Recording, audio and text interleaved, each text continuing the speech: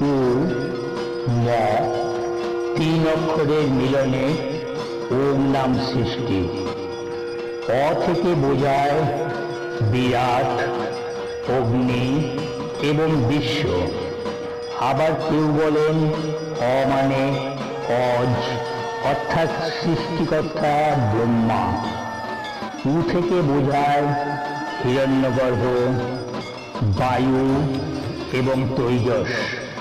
আবার কেউ বলেন উ মানে উপেন্দ্র, অর্থাৎ পালনকর্তা বিষ্ণু। ম থেকে বোঝায় ঈশ্বর, আদিত্য